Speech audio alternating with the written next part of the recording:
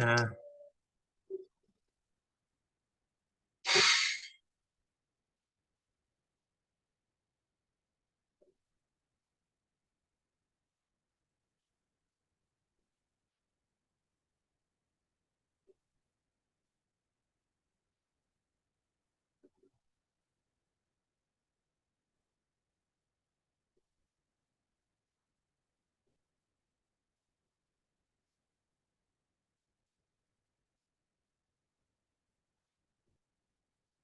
hmm.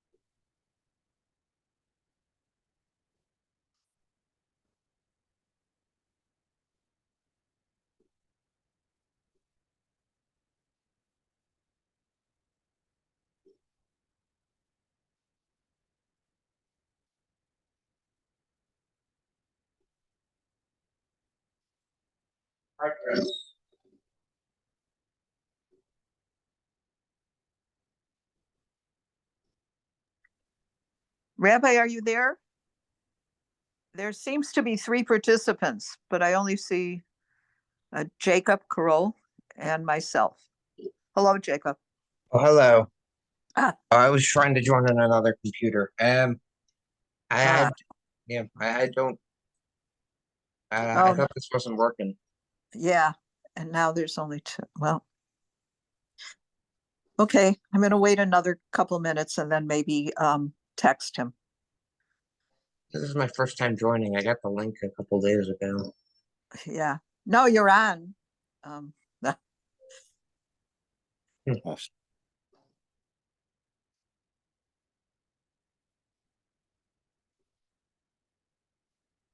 Oh, well. Is that the rabbi? Else?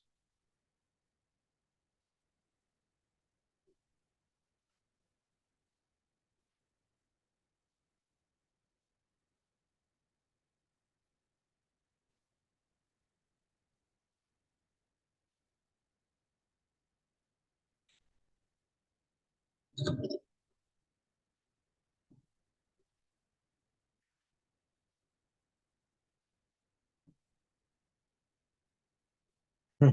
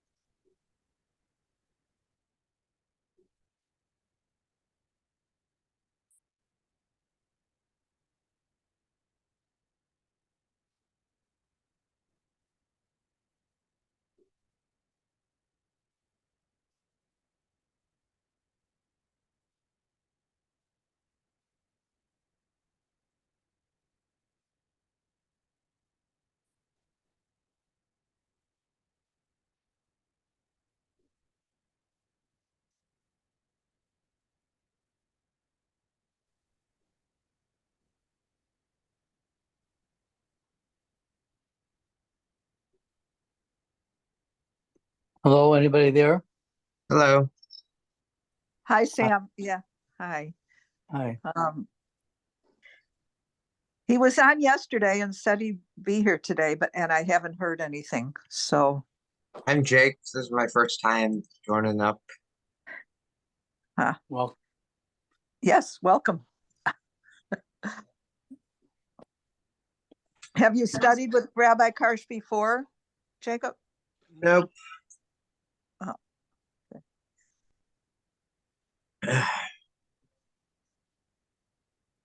I envy you Why? because if you haven't studied with Oh. Rabbi Karsh before, It's an adventure you're in for a treat. if he comes. If he comes, he will eventually come. Okay.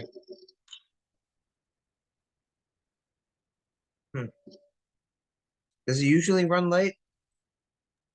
Not this late. Okay. He is, he's not at home, he's not in Chicago right now. He's in Wisconsin, in Milwaukee, taking care of his father. So there might be some complications. Okay.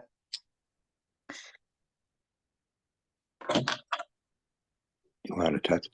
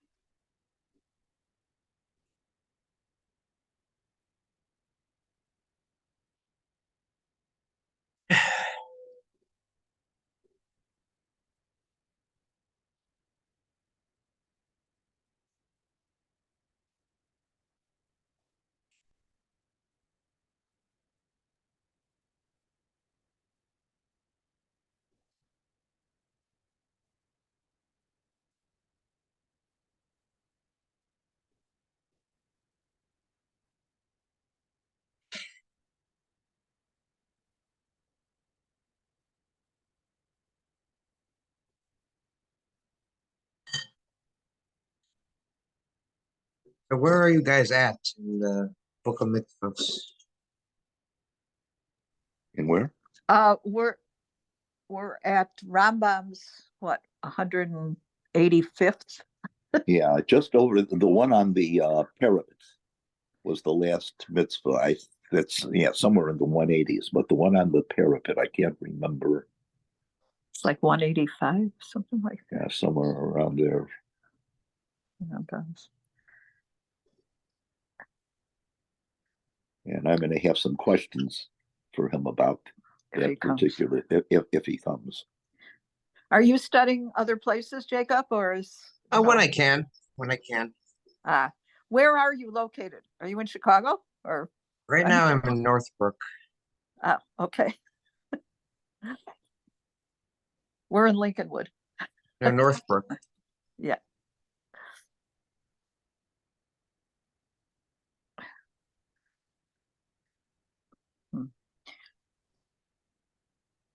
You know what? I think something's happened, and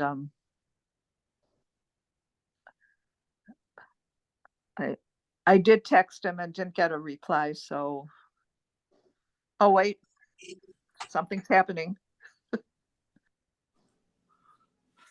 I apologize. I am so sorry. I'm totally spaced out. If you hadn't sent me that text, I would. Okay. Thank you for your patience. And Hello. hi, Jacob. The guy that emailed you. Yes.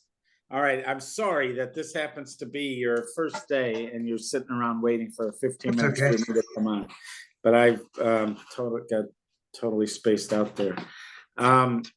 So tell me a little bit about yourself, Jacob. How did you connect to this? Yeah, just looking for places to study. I have a little time before I go back to school in the summer. Okay. Where are you going to school? Try to do the pre-med stuff, but I already learned some of this on my own, so I got to take some tests. I don't have to take 3 levels of chemistry. I just test, and then I can take the 4th level and I can go for the summer. Cool. And where do you live? Northbrook, Oh, Northbrook, right by Illinois. Northbrook Court. Oh, nice. Oh, very nice. So I happen to temporarily be in Milwaukee right now, but I will eventually find myself back in Northbrook, and maybe we can meet in person then. Okay. All right. So again, I apologize to everybody, and I can't believe that you're this patient. Thank you.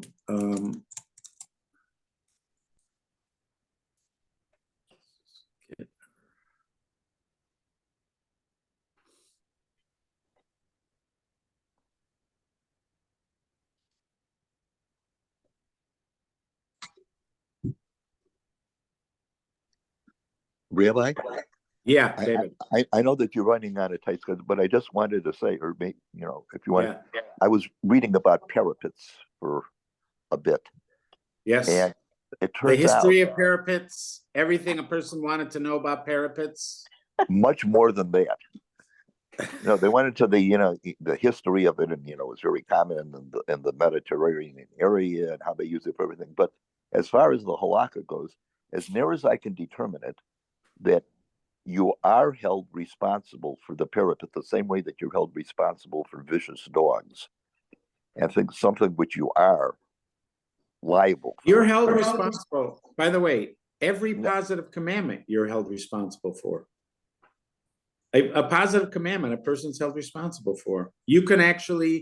A court can actually give you lashes if you don't fulfill a positive commandment. No, I understand that, but yeah, the Rambam says though that if you haven't built a parapet, you're subject to other things, but you're not subject to lashes. But whatever. No, who said that? Oh, the Rambam said that about it? You're not Yeah, subject he to said lashes? specifically because it doesn't require because there's no action on the part of the thing. All he did is fail to make it. But the Rambam also holds that you're violating two mitzvahs. You're violating. No. Yes. There's a separate kind of lashes, not malchus for a negative commandment. There's lashes for not doing a positive commandment. That's a separate thing. He's talking about a negative commandment. He's talking about malchus, because malchus. Yeah, I know, but according any to positive commandment, let's say blowing shofar. Let's say the court heard that you did not blow shofar. They can come to your house and say you must blow shofar. If you refuse to blow shofar, they can give you what are called makas mardus. They can give you lashes. Yeah, in fact, they could beat you up until so even when somebody calls something a positive commandment, it's still an obligation. Yeah, but the Rambam doesn't have to worry about that because he says that from the verse that there's two commandments. He says that you're not doing the mitzvah of putting up the thing, and you're also violating the negative command of bringing blood upon your house. Fine, but we haven't got it. But he lists that as being a negative commandment. Fine, we have a lot of these things that also have a negative commandment associated. But he could say then that I'm giving a lav. I'm giving lashes because you're gonna have the same problem. You're right. Okay. But this all started because there was some language in this positive commandment that was bothering you. And we can look at it again. Let's just look at the thing here to make sure we're all on the same page here.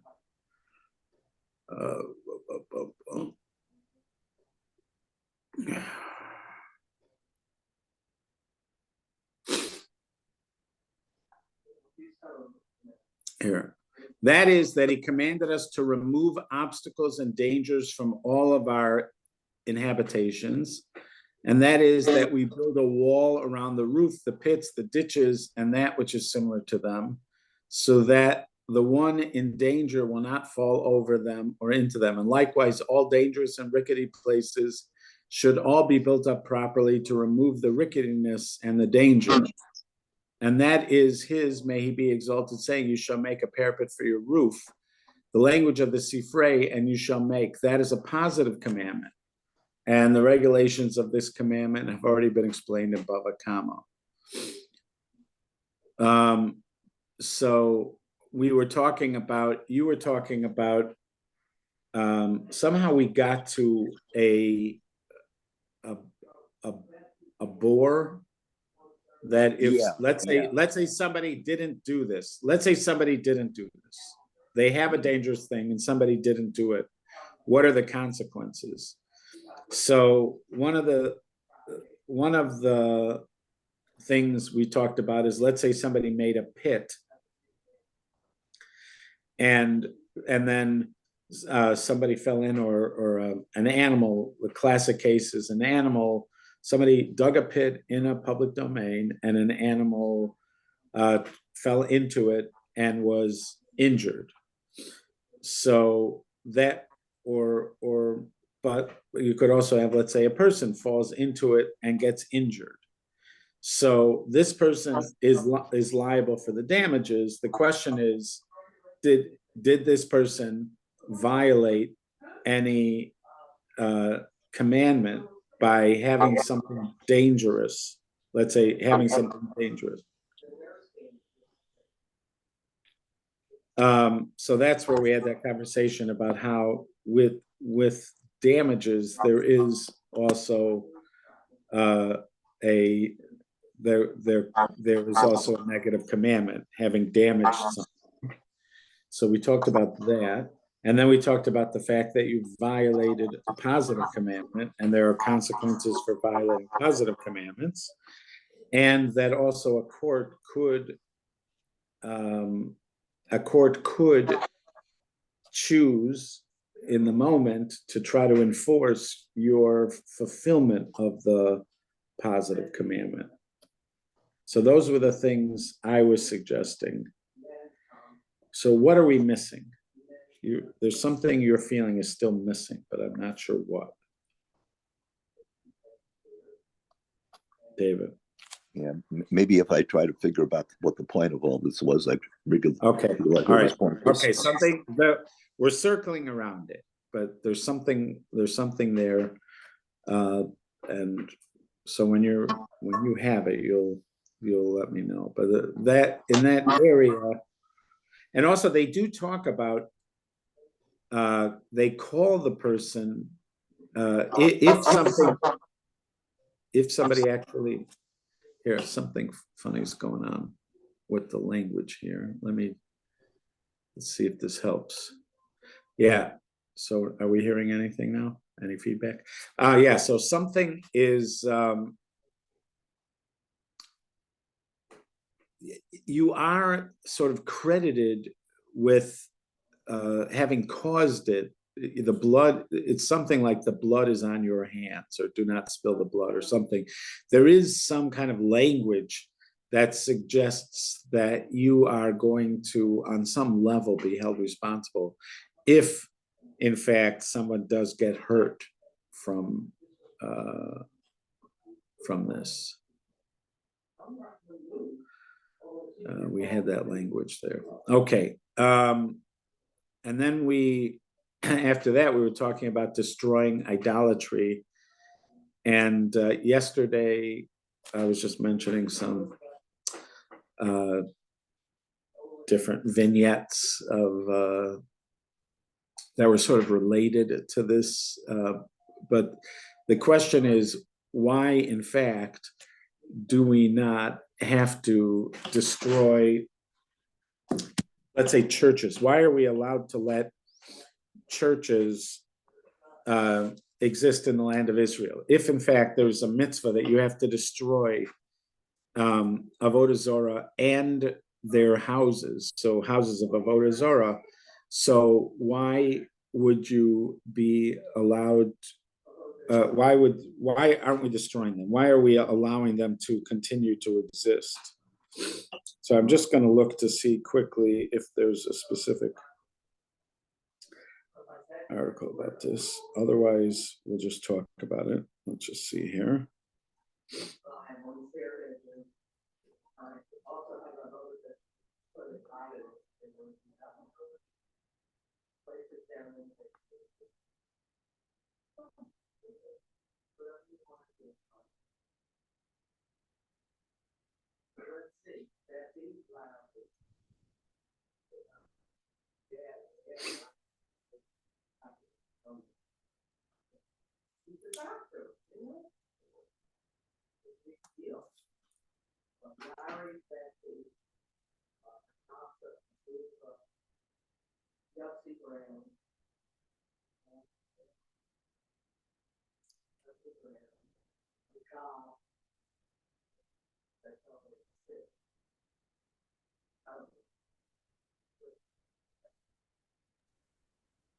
I thought in the Ashkenaz tradition, the Christians aren't idolaters.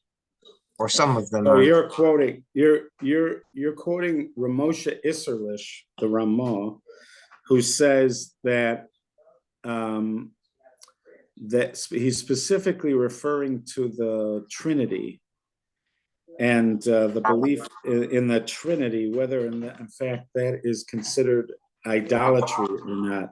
So let's say they mention, so if they mention the name of Jesus, for instance, or is that a idolatrous reference? So he specific to that question, Ramosha Isserlish says that that is a mistake, that what they call shituf, which is what is often called the Trinity, connecting things to God. It's a mistake, and Jews would still not call that monotheism, but it's not idolatry. And therefore, if they say Jesus or they're praying to Jesus, that's not necessarily idolatry. But let's say they have a house of worship, or they have especially like, let's say it's an Eastern rite where they have all sorts of iconography. So, or in the Catholic Church, they have relics that these are something remaining from a person who has achieved sainthood. I think cathedrals all have to have a relic connected to them. So the question is, do these things cross over into idolatry? First of all, a lot of people disagree with Ramosha Isserlish, but his opinion. But let's say his opinion stands with regard to that. But what would he say about a Catholic church or an Eastern Orthodox church? He may still call those houses of idolatry because of other things that happen inside there. Yeah, so let's just see here. There's lots of, let me just see if I can find, I see there is lots of stuff here that needs to be vetted.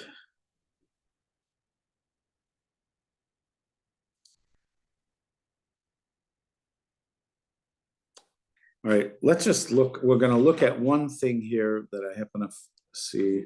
This is not the last word on a halachic discussion, but this is just seeing somebody deal with the issue.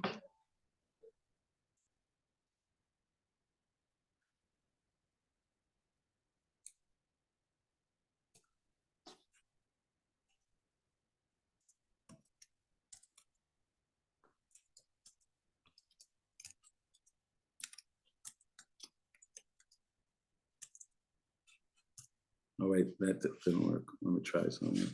Made a mistake. Just have to go to Google.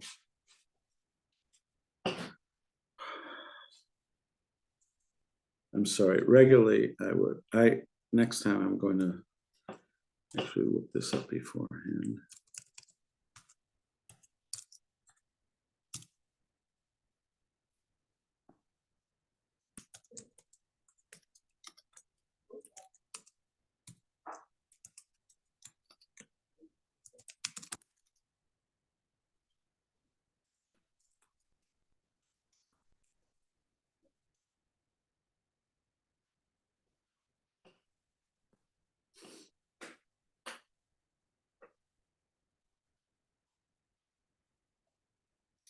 Okay, so this is from 2015.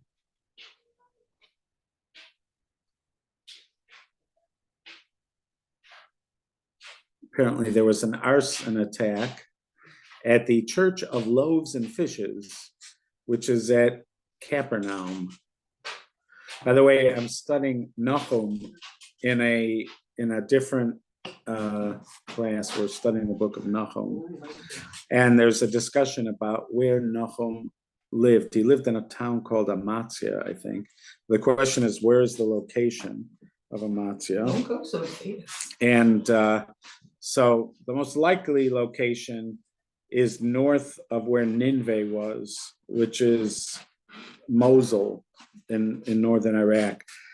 But one of the opinions is that it's in Israel on the northern shores of the Kinneret, and it is Kfar Nahum, which is Capernaum, which is this site revered by Christians because of miracles that Jesus supposedly performed over there.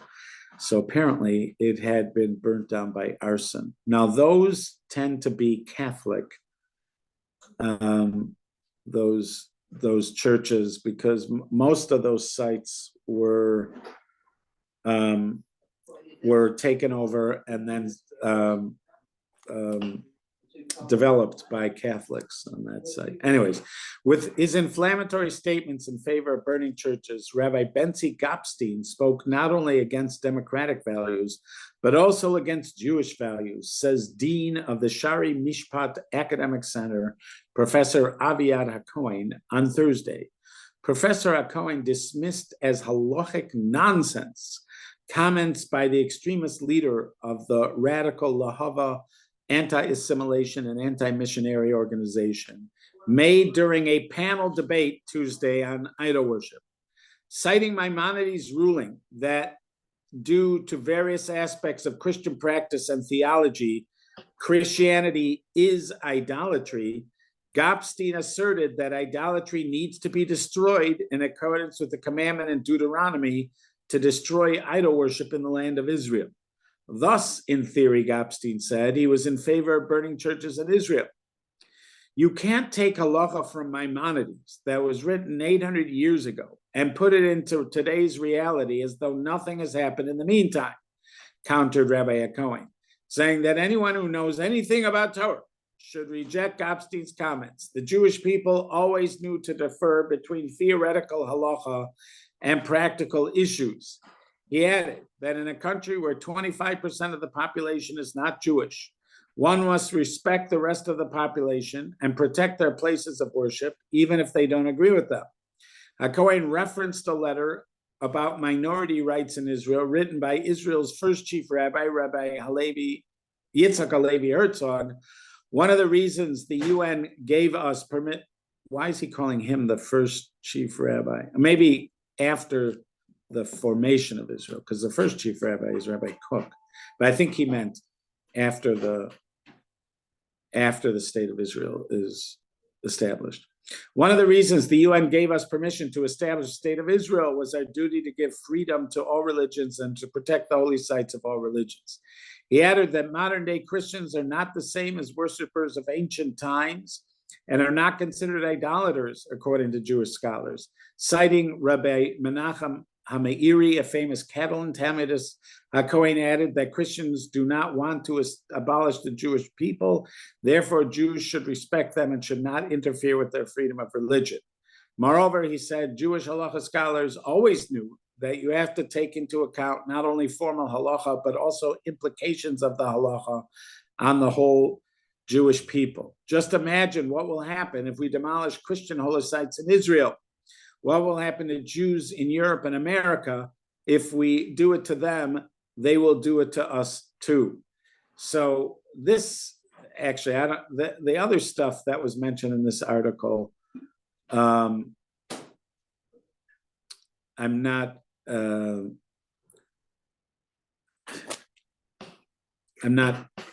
necessarily sure about. But the last part, I think, is the reason why we have not destroyed them, which is something called AVO, that we're not supposed to do things that promote hatred amongst the Gentiles. If we did this thing, or if we said such and such, then it would inflame the Gentiles around us, and it would cause harm to Jews or to the entire Jewish people. So because of that, there are all sorts of things we tolerate or practices that we follow, even though they are not strictly halachic. The first part of this article, I don't know. I mean, this is a journalist writing about what was said at a panel discussion. But the first part of the article, that you don't just look into some halachic source and put it into practice.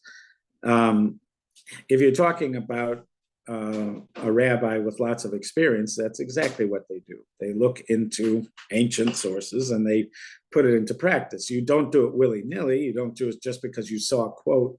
You don't run out and do it, because there's nuance to halacha, and there's process, and there could be context and things that need to be taken into consideration before you apply halacha in a practical sense. But you're always taking something from an ancient source and applying it when you're living a halachic lifestyle. And certainly, if somebody was a rabbi of note, he would know that when he's citing Maimonides, he's not citing Maimonides simply because he happened to casually read a line in Maimonides and then decide that he's going to implement it.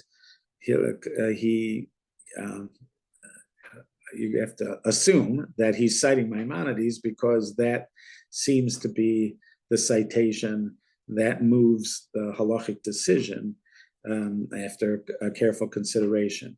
So again, this is not a halachic article, but that last part, and certainly if you're going to write an article in a newspaper like Jerusalem Post, or if you're going to have a debate that's going to be publicized, you're going to be very mindful of how people are going to interpret it, and making statements that would inflame Gentiles to treat Jews poorly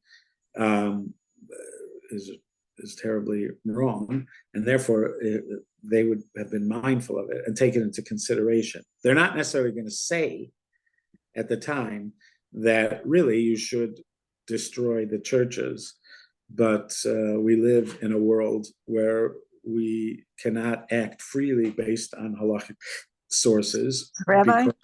We have to Yeah, worry yes. about the reaction of other people. You're not going to say that in a panel thing. You're just going to say something like, of course, nowadays we wouldn't do it. You're not going to say the reason we wouldn't do it is because people are going to get upset with us in a panel. Yeah, go ahead. Rabbi, that idea of but is there a source in Torah for that? Or is that just something that, Well, Yaakov, I mean, I'm just off the top of my head, Yaakov's argument to the brothers, Shimon and Levi. Shimon and Levi go in and they destroy Shechem. This is not a halachic. This is just, you're asking, is there any source to the notion? right, But I'm saying, but Yaakov's argument to the brothers is, you went out and did this. Now people are going to come and attack us and are going to try to destroy us. He doesn't argue that you did the wrong thing. He doesn't say to them, look what you did. You did something monstrous. You killed a lot of innocent people. He doesn't say that. He just says, now people are going to hear what you did, and now they're going to come and attack us. This is about their anger and impetuousness, and they did something that's going to cause, future destruction to happen to us. I'm just citing to you a scenario where the concept, the notion seems to arise. As far as the halachic discussion of Ava itself, how about we make that our thing tomorrow, and I'll make every effort to.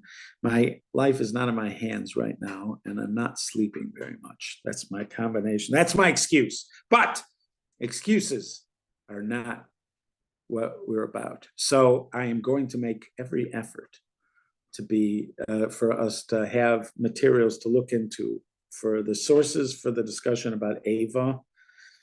And also just to clarify that is in fact the reason why we're not destroying them. Because as Jacob brought up, and the person in this article is bringing up the Meiri, who also, the Meiri says that he considers them B'nai Noah. The question is, one of the big questions is, why are you allowed to do business with Gentiles before Christmas? You have all these businesses that are doing, that rely, not that they are just don't have it, but they actually rely on Christmas business for their livelihood. You're not allowed to do that. You're not supposed to do business with idolaters before their holidays. So the Meiri is often cited when it comes to that discussion, because he says that they don't have a status of idolaters. They have a status of B'nai Noach. He feels that they're B'nai Noach nowadays, the Meiri. Now he's in the, I think, the 1200s. He's one of the earliest sources. He often gets cited for it. And then you have Jacob quoting the Ramah, when he was saying about Ashkenazic practice, I'm assuming it's the Ramah, who also, when he talks about the Trinity and mentioning Jesus and even crosses, we talked about that yesterday, that many people consider crosses nowadays to be more of a symbol as opposed to an object of worship. So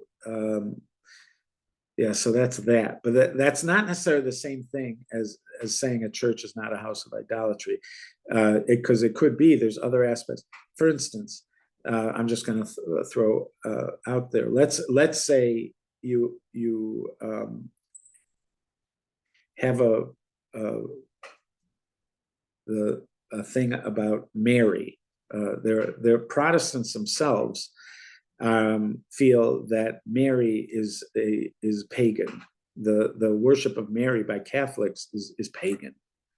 It has pagan sources, and the notion of praying to her or that she has significance, raising her to this level. That's part of the theme of that book. And then the movie by Dan Brown. About what's it called? What was his book or movie about the Holy Grail? They were finding it. Movie with Tom Hanks, but the book was. Anyway, so the point is that the raising of the notion of the divine feminine, or the Mother Earth, or Mary, bring in Mary. So the Protestants feel that is pagan. It is pagan roots. So what if other things that could have been brought into Christianity that have pagan origins? So even if you'll say that their theology, technically, some of their theology is not pagan, but what if they've incorporated pagan rites into what they're doing, and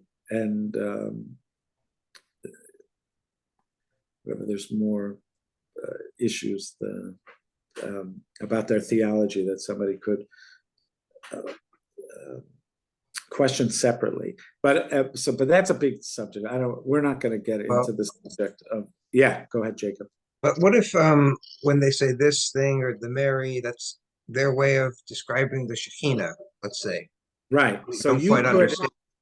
Right. So the thing is, this is where it can get a little bit hairy, is that even pagan ideas can be close to Jewish ideas. But the distinction between the two is, in other words, you could have something that's what you would call kosher and something that's not kosher, and they're very similar, and the difference between them is very small, but that small difference is worlds of difference. In other words, it's still pagan. So if you could see an idea that you could say, oh, I see the similarity between that and a mystical Jewish notion, but that still doesn't mean, just because they're similar, that it isn't pagan and that it isn't forbidden.